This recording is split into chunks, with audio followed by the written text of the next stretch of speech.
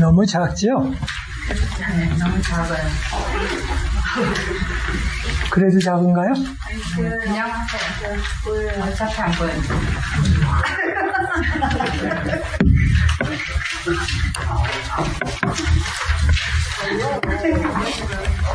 그래요. 됐어요.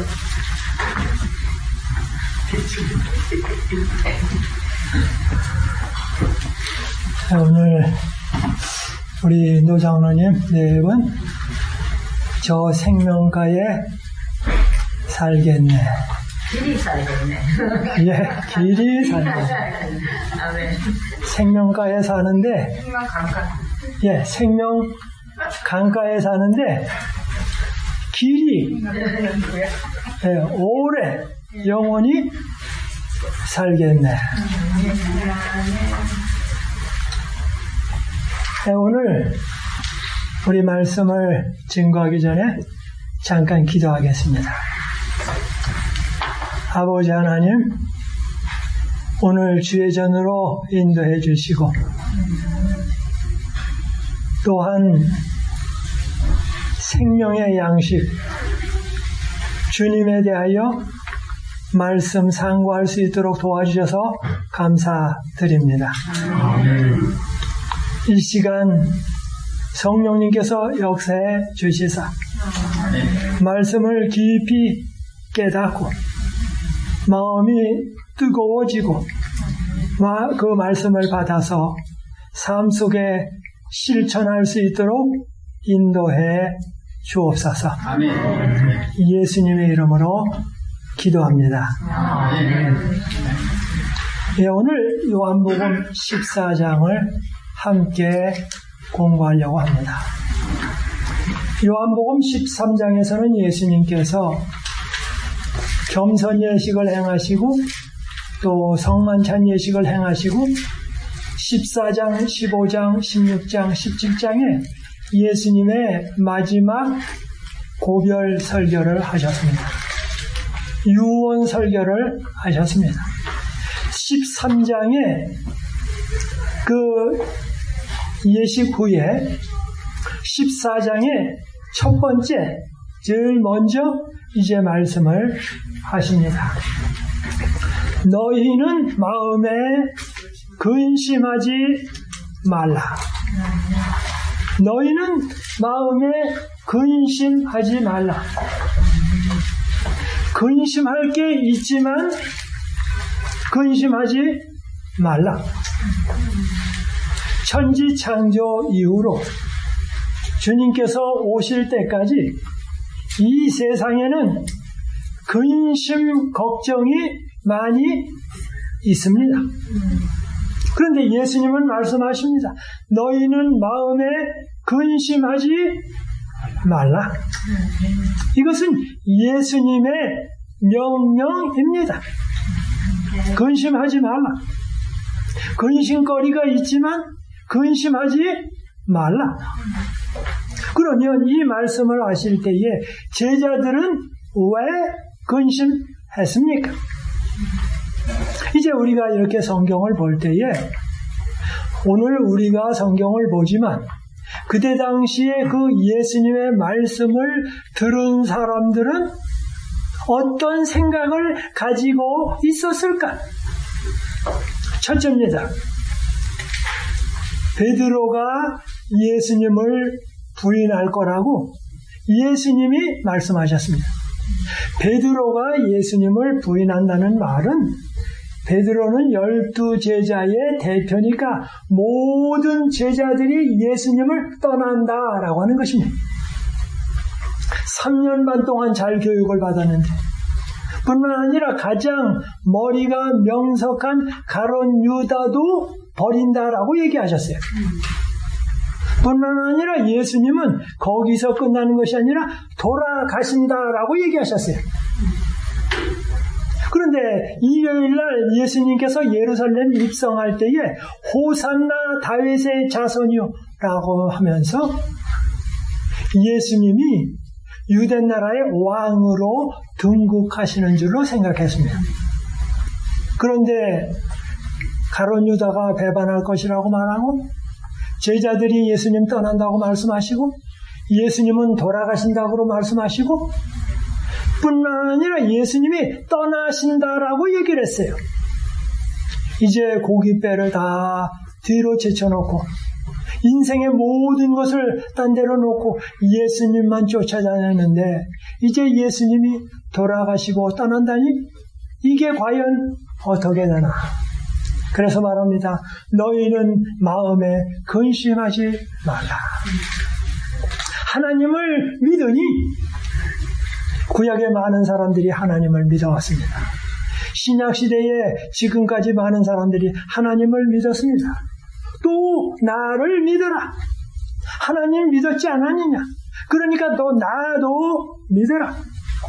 내 아버지 집에 거할 곳이 많도다. 그렇지 아니하면 너에게 일렀으리라. 내가 너희를 위하여 처소를 예비하러 가노니 집을 장만하러 가노니. 그런데 가서 너희를 위하여 집을 장만하면 내가 다시 와서 너희를 내게로 영접하여 나 있는 곳에 너희도 있게 하리라. 예수님 계신 곳에 나도 있게 한다. 예수님이 영원히 살아있으면 나도 영원히 산다. 예수님께서 영광을 받으시면 나도 영광을 받는다. 예수님과 나는 하나이다 라고 하는 것입니다. 여기 처소를 예배하러 가노니 처소를 예배하러 가신 지가 2000년이 지났습니다. 예수님이 하늘에서 무슨 집을 짓길래 2000년 동안 집을 짓습니까? 금집입니까? 다이아몬드 집입니까? 아니면 잣나무로 짓는 집입니까? 무슨 집을 짓는데 얼마나 큰 집을 짓길래 2000년이 지나도 그 집은 아직 완성되지 않았습니다. 예수님이 짓는 집은 무엇입니까? 이제 우리는 다른 데로 생각을 돌려봅니다. 히브리서를 생각해봅니다. 그 예수님은 하늘에 올라가셔서 우리의 대제사장이 되셨다고 그랬습니다. 그런데 그분은 먼저 하늘 성소로 들어가셨다가 1844년에 하늘 지성소로 들어가셔서 우리를 위하여 중보하고 계신다고 하셨습니다. 우리를 위해서 변호하고 계신다고 하셨습니다. 바로 예수님께서 하늘에서 우리를 위하여 중보하시고 변호하시고 간청하시고 우리를 위하여 대신 기도하는 것이 곧 우리를 위하여 처소를 예비하러 가는 것입니다. 그러면 처소를 짓지 못하게 하기 위하여 반대하는 세력이 있습니다. 누굽니까? 마귀는 말합니다. 저 사람 하늘나라 데려오면 안 됩니다. 왜요? 저 사람이 이 땅에 살아갈 때 죄를 많이 지었거든요. 그런데 그런 사람을 하늘나라 데려다 놓으면 마귀가 말합니다. 예수님이 재판을 잘못하셔서 저런 사람 데려고 하시니 잘못한 겁니다.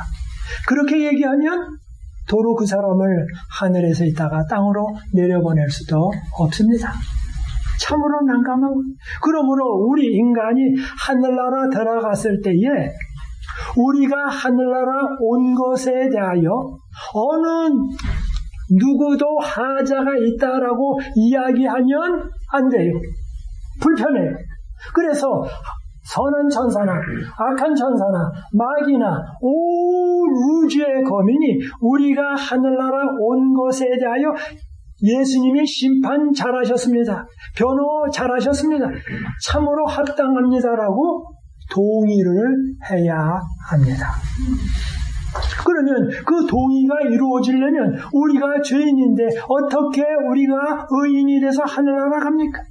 바로 우리가 죄인이지만 예수님께서 나 대신 십자가에 달려 들어간 것을 믿기 때문에 그분이 나의 죽어야 할 두 번째 죽음, 영원한 죽음을 당하셨기 때문에 내가 예수님 때문에 용서를 받아서 의인이 돼서 하늘나라 가는 길밖에는 없습니다. 바로 그것을 예수님은 하늘에서 하고 계십니다. 이렇게 될 때에 우리 인간이 하늘나라 가면 아무 하자 없이 하늘에서 살게 됩니다. 그러므로 우리가 해야 할 일은 이 땅에 있는 동안에 예수님께 예수님, 저는 예수님만 의지합니다. 그러면 예수님의 의가 내 의가 돼요. 그래서 예수님이 100% 완전하신 것처럼 내가 100% 완전하게 됩니다.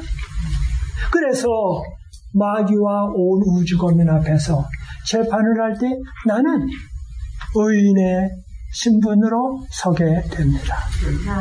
그런데 그것이 너무 고마워요. 그래서 너무 고맙기 때문에 매일 성경 보고 기도하고 전도하고 건강식대로 살아가고 이웃에게 선을 행하고 살아가요. 그것은 구원 받으려고 그런 선행을 하는 것이 아니고 구원을 받았기 때문에 너무 즐거워서 자발적으로 주님을 섬기는 것입니다.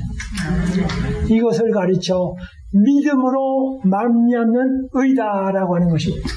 그래서 믿음으로 말미암는 의라는 말은 아무것도 안 한다는 말이 아니라 예수님 안에서 행하는데 성령께서 내 마음 가운데 역사하시고 예수님을 사랑하는 마음이 넘치기 때문에 자발적으로 기쁨으로 마음과 뜻과 정성을 다해서 한다라고 하는 것입니다.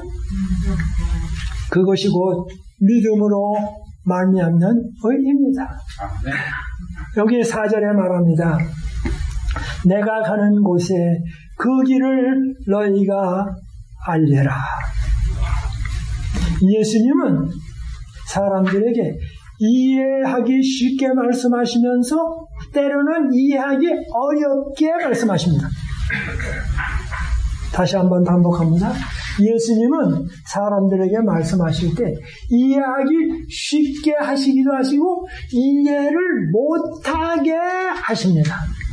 그런데 여기 4절은 예수님께서 이해 못하게 말씀하셨습니다. 내가 가는 곳에 그 길을 너희가 알려라. 뭔 얘기입니까?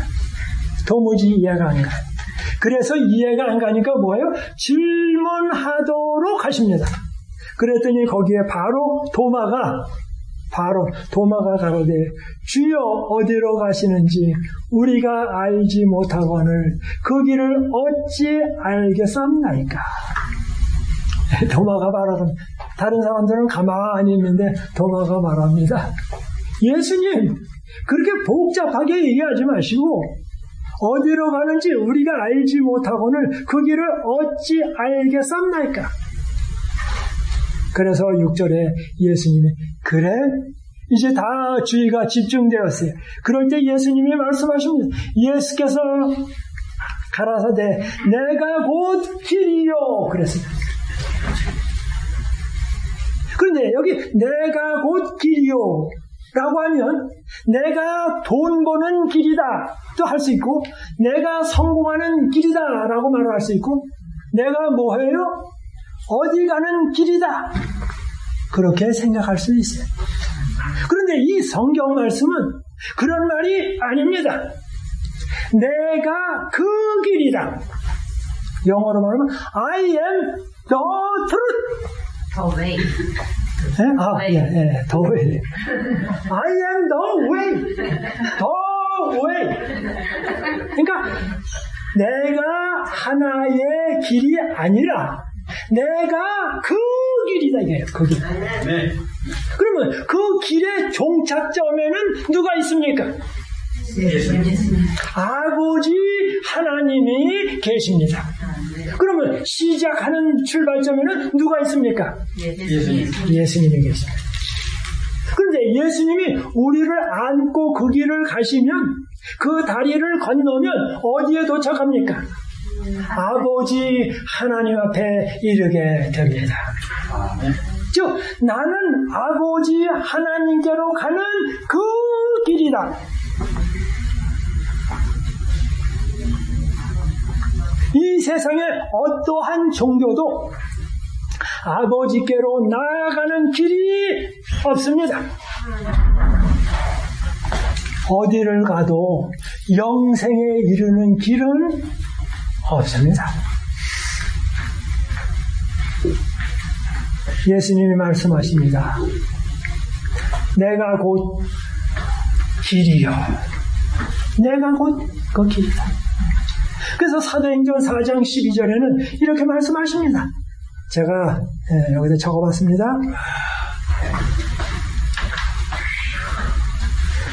다른 이로서는 구원을 얻을 수 없나니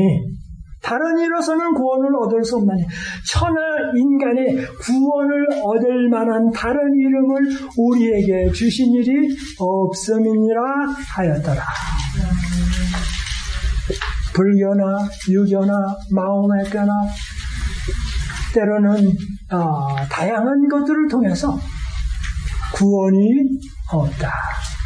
과학을 통해서도 구원이 없다. 때로는 의료를 통해서도 영생은 없다. 이 세상에 어떠한 방법으로도 영생에 이를 수 있는 길은 없습니다. 단 하나, 예수님을 통하여 가는 길밖에 영생이 없습니다. 모든 사람은 이 땅에 태어나서 다 죽습니다.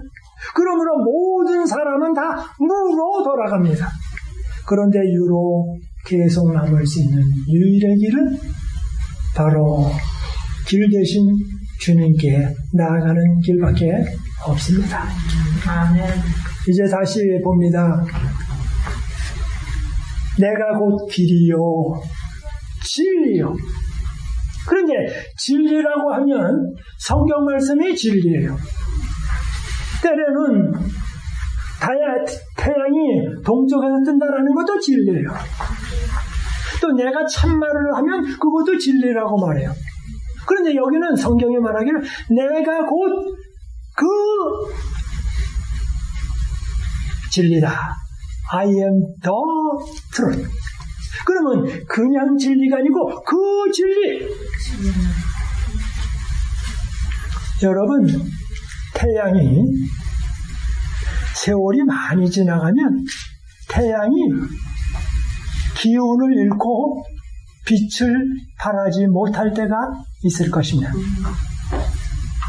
태양이 동쪽에서 뜬다라고 내가 말했을 때 내가 진리를 말했습니까? 진리 아닌 걸 말했습니까? 진리를 말했죠. 그래서 태양이 동쪽에서 뜬다라는 말도 진리예요. 근데 태양이 매번 실제로 동쪽에서 뜨는 것도 뭐예요? 진리죠. 그런데 하나님께서 태양을 붙잡지 아니하면 태양이 동쪽에서 뜰 수 있습니까? 못 뜹니까? 못 떠요. 이 지구상에 우주에 있는 모든 것은 삼위 하나님의 도움이 없으면 제 기능을 발휘하지 못합니다. 다 진리가 될 수 없습니다. 이런 모든 것들은 하나님의 의존될 뿐입니다. 그런데 예수님께서 말씀하십니다. 내가 곧 진리다. 그러면 여기서 내가 곧 진리다, 내가 참이다 그러면 참 있으면 거짓이 있다 그 말입니다. 그러면 왜 예수님이 참 진리일까요? 예수님은 이 땅에 아버지 하나님을 드러내기 위해서 오셨습니다. 근데 아버지 하나님을 드러내는 길은 많이 있습니다. 많이 있어요. 그런데 예수님이 그 참 진리라고 말씀하셨어요. 왜 예수님은 참 진리가 되시고 예수님은 하나님이세요.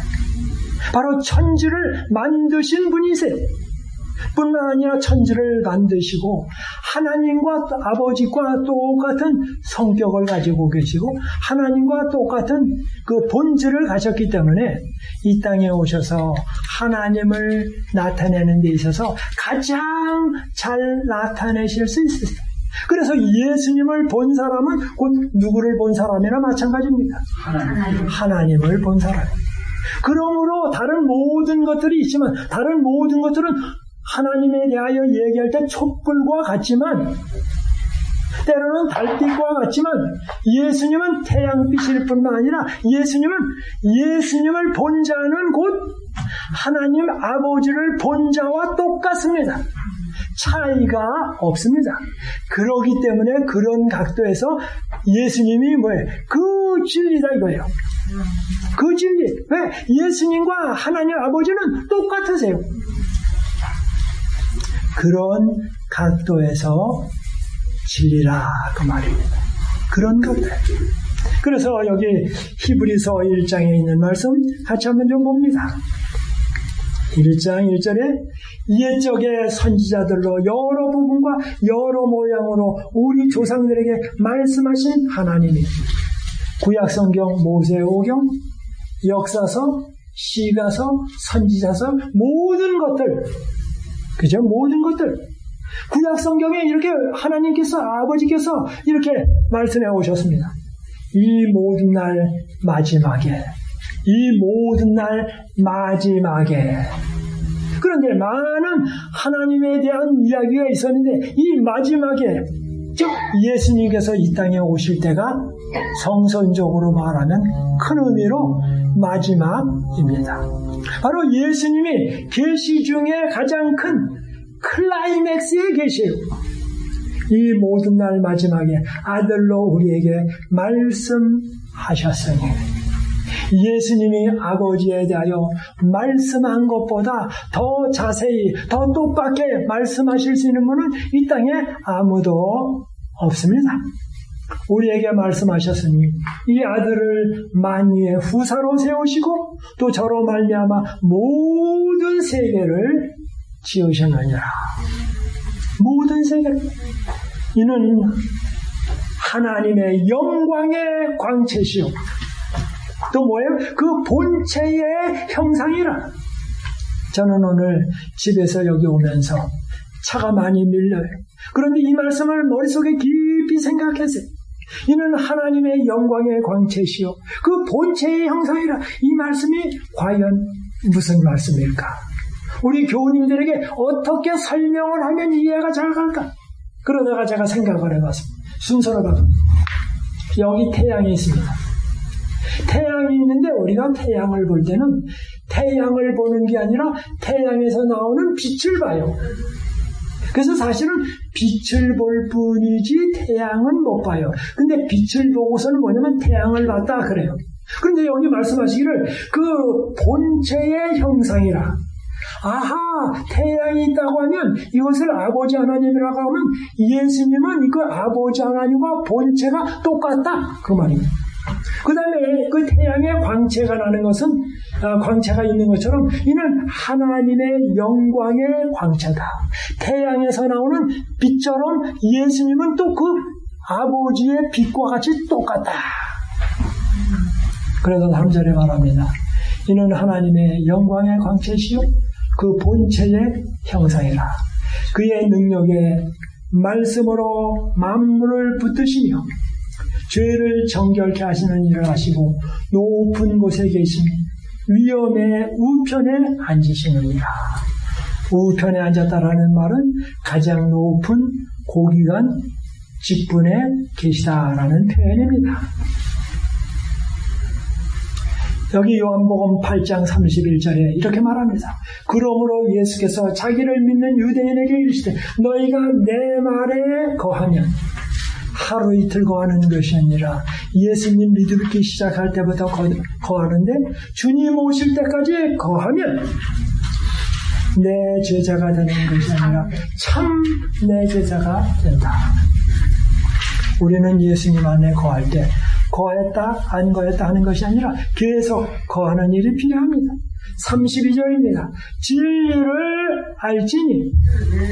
그래서 일반적으로 생각하면 성경 말씀을 알지니 그렇게도 생각이 들어요. 그러나 더 깊이 말씀드리면 그 진리 되신 예수님을 알지니 그러면 그 진리가 그 예수님이 너희를 뭐해요? 자유케 한다. 프리덤을 가져온다. 33절 저희가 대답하되 우리가 아브라함의 자손이라 남의 종이 된 적이 없거늘 어찌하여 우리가 자유케 되리라 하느냐. 34절입니다. 예수께서 대답하시되 진실로 진실로 너에게 이르노니 죄를 범하는 자마다 죄의 종이라. 우리는 아담과 하와가 타락할 때 아담과 하와 안에서 다 타락한 존재가 됐습니다. 그리고 우리 모두는 다 마귀의 나라에 태어난 거나 마찬가지입니다. 우리는 죄의 종이 되었습니다.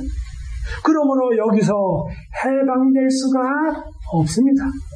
그런데 예수님께서 오셔서 우리의 죄를 용서해 주시고 또 우리의 마음 가운데 성령님을 보내주시고 그 다음에 예수님께서 재림하실 때 새 몸을 주실 때에 우리는 죄로부터 완전한 자유를 누릴 수가 있습니다. 어떻게 진리가 우리를 자유케 합니까? 물론 성경 말씀을 읽을 때에 우리의 지혜력이 바뀌어서 밝아져서 우리는 진리를 깨닫고 참된 빛 가운데 나오게 됩니다. 그것도 자유입니다.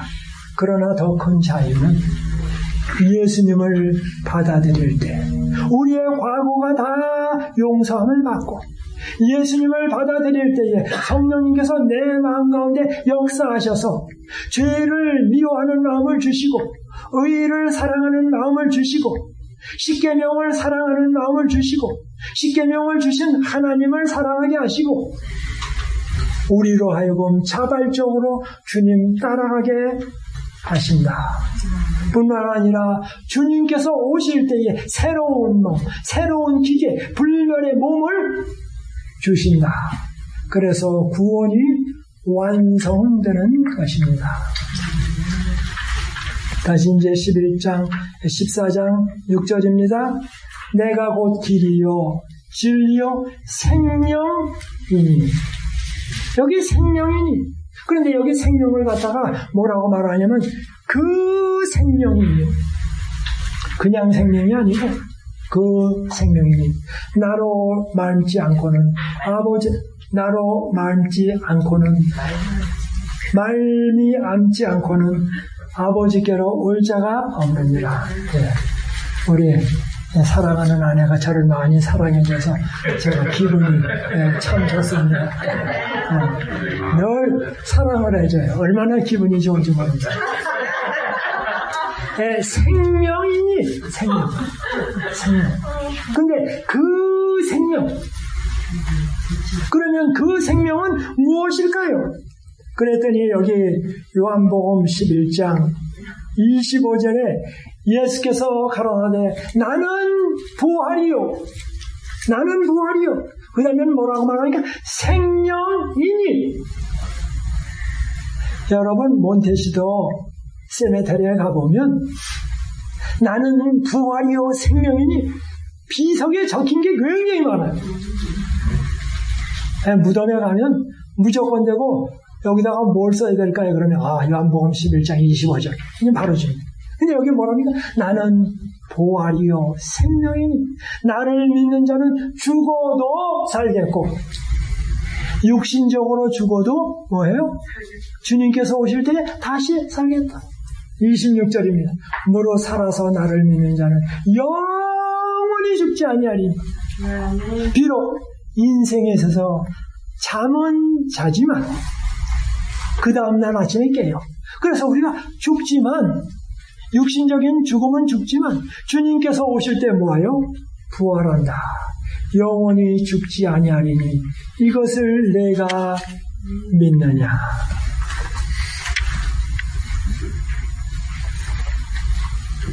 영원히 믿느냐. 여기 다시 한번 14장 6절 예수께서 가라사대 내가 곧 길이요 아버지께 나아가는 길이다. 그리고 내가 하늘 아버지에 관하여 모든 것을 설명한 진리이다. 그리고 하늘나라에 관한 모든 것이 내가 말한 것이 진리이다. 그러면서 말씀하십니다. 내가 생명이니 나를 받아들인 자는 생명을 얻는다. 그러면 예수님을 받아들일 때 얻는 생명은 무엇일까요? 첫째는 예수님을 받아들일 때 얻는 생명은 영원해야 합니다.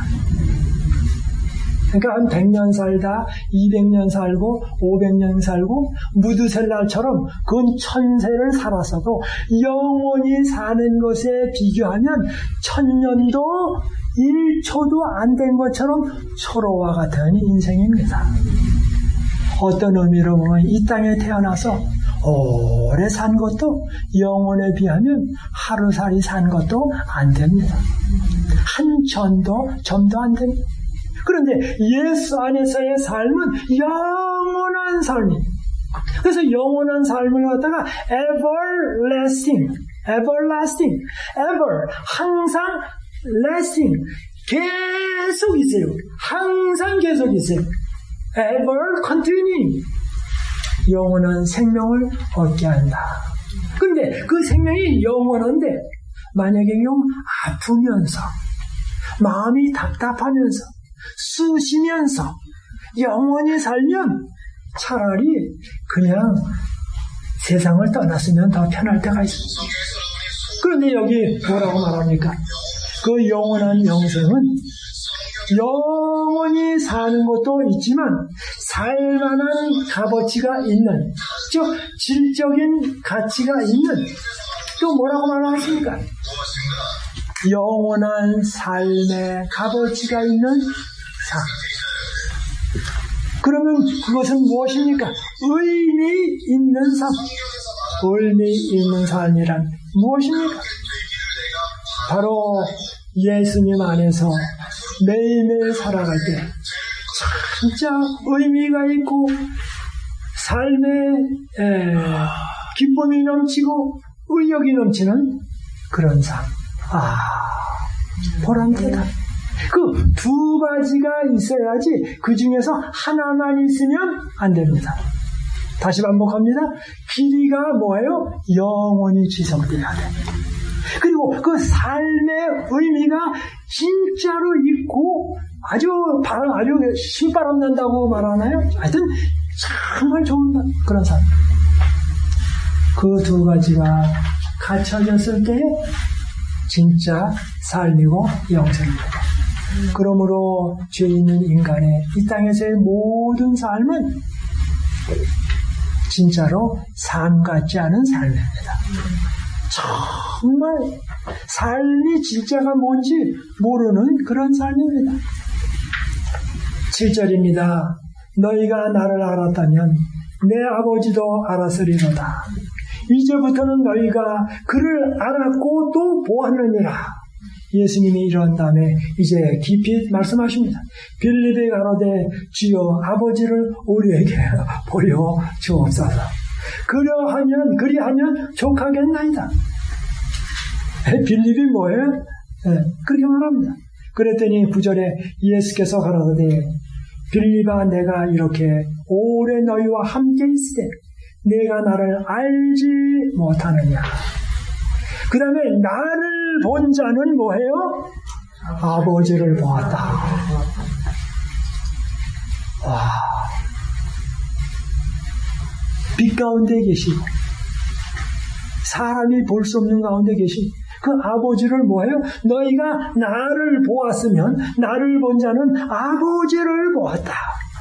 와, 예수님의 한평생의 생애 속에 그분이 행하시는 모든 일 속에 무엇이 나타났다고요? 아버지 하나님이 나타나셨다고요. 그래서 예수님께서 불쌍한 영혼을 손을 잡으실 때 그 손의 촉각은 누구의 촉각이라고요? 아버지 하나님의 촉각이라.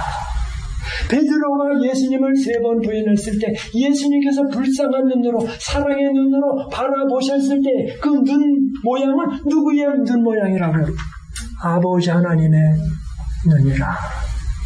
예수님께서 십자가에 달려 돌아가시면서 강도에게 내가 나와 함께 낙원에 있으리라 이렇게 말씀하실 때 그 음성은 누구의 음성이라고요?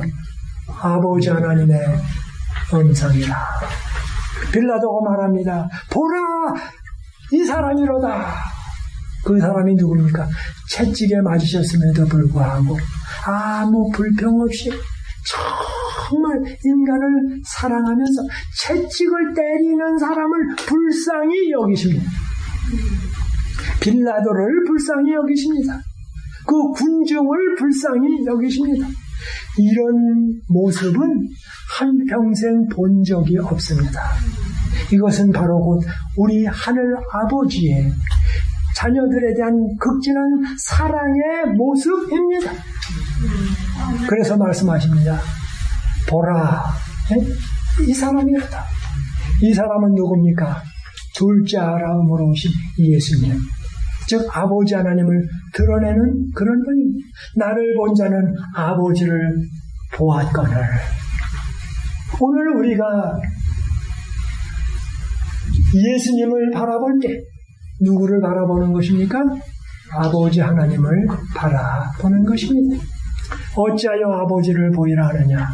나는 아버지 안에 있고 아버지는 내 안에 계신 것을 내가 믿지 아니하느냐? 내가 너에게 이르는 말이 스스로 하는 것이 아니라 아버지께서 내 안에 계셔 그의 일을 하시는 것이라. 11절입니다. 내가 아버지 안에 있고 아버지께서 내 안에 계심을 믿으라. 그렇지 못하겠거든 행하는 그 일을 인하여 나를 믿으라. 즉 사복음서 전체는 예수님을 증거하지만 사복음서 전체는 아버지 하나님의 모습을 드러내고 있습니다. 즉 아버지 하나님의 모습을 나타낸다는 말은 이것이 바로 하나님에 관한 아주 궁극적인 계시다라고 하는 것입니다. 사랑하시는 여러분, 그때 당시의 사람들이 예수님을 볼 때 아버지 하나님을 본 것이었습니다. 오늘날 우리는 반대로 어떤 현상을 보게 됩니까? 다른 사람들이 예수 그리스도를 믿는 사람을 바라볼 때 누구를 볼 수 있게 해야 합니까? 예수님을 볼 수 있게 해야 합니다. 그러면 예수님을 본 사람은 곧 누구를 본 사람입니까? 아버지 하나님을 본 사람입니다. 살짝 바꿉니다. 그러므로 예수 그리스도를 믿는 사람을 본 사람은 곧 누구를 본 것입니까? 아버지 하나님을 본 것이나 마찬가지입니다. 오늘날 세상은 이런 사람들 보기를 간절히 간청하고 있습니다. 예수님의 모습 속에서 행동 속에서 아버지 하나님이 드러나셨습니다. 오늘 우리는 예수님을 믿는 사람들로서 우리의 모습 속에 예수 그리스도가 나타나는 일이 필요합니다. 그러므로 요한계시록에 온 땅이 환해지는 것은 복음으로도 환해져야 하고 복음을 실천하는 우리들의 삶 속에서도 세상이 환해져야 합니다. 이것이 바로 진정한 복음 전도의 방법입니다. 말로서는 많이 전해졌습니다. 설교로서는 많이 전해졌습니다. 가르침으로는 많이 전해졌습니다. 그러나 그것이 실제로 삶 속에 꽃피우고 향기를 나타내는 것은 참으로 멀었습니다. 이제 그 일을 우리가 해야 할 것입니다. 우리는 힘이 없습니다. 그러나 기도하면 주님께서는 이루어 주실 것입니다. 이제 말씀을 마칩니다. 예수님은 영생의 길이십니다. 예수님을 믿을 때 우리는 의미 있는 삶을 살게 됩니다. 오늘날 얼마나 많은 사람들이 의미 없는 삶을 살기 때문에 자살하고 때로는 싸우고 때로는 병원에 가고 문제가 많이 생깁니까? 바로 예수님은 영생의 길이십니다. 예수님께 나아가면 의미 있는 삶을 살게 됩니다. 그런데 의미 있는 삶을 하루 이틀 사는 것이 아니라 영원히 살게 된다고 주님은 말씀하고 계십니다. 예수님이 말씀하십니다. 뭐라고 말씀하십니까? 14장 6절에 예수께서 가라사대 내가 곧 길이요 진리요 생명이니 나로 말미지 않고는 아버지께로 올 자가 없느니라. 사랑하시는 교우님 여러분, 이제 다 자리에서 일어나셔서 저와 함께 14장 6절 말씀하시고 말씀을 마치겠습니다. 14장 6절입니다. 다 같이 하겠습니다. 시작. 예수께서 가라사대 내가 곧 길이요 진리요 생명이니 나로 말미지 않고는 아버지께로 올 자가 없느니라. 네, 서신 채로 기도하겠습니다. 하늘에 계신 하나님 아버지, 오늘 요한복음 14장 6절을 통하여 예수님께서 말씀하십니다. 내가 곧 길이요 나를 통해서 아버지께 나가는 길이다. 나를 통해서 영생에 이르는 길이다. 내가 곧 진리다. 예수님이 진리십니다. 예수님을 보면 아버지를 본 것이나 마찬가지입니다. 예수님이 말씀하십니다. 내가 곧 생명이라고 말씀하셨습니다. 우리는 의미 있는 삶, 영원한 생명을 원합니다. 주님이여, 주님 받아들이고 그분 안에 거하고 말씀 안에 거해서 주님을 닮고 주님을 반사하는 이 자리에 참여한 모든 교우님들 될 수 있도록 성령님 역사해 주옵소서. 이 모든 말씀 예수님의 이름으로 기도드리옵나이다.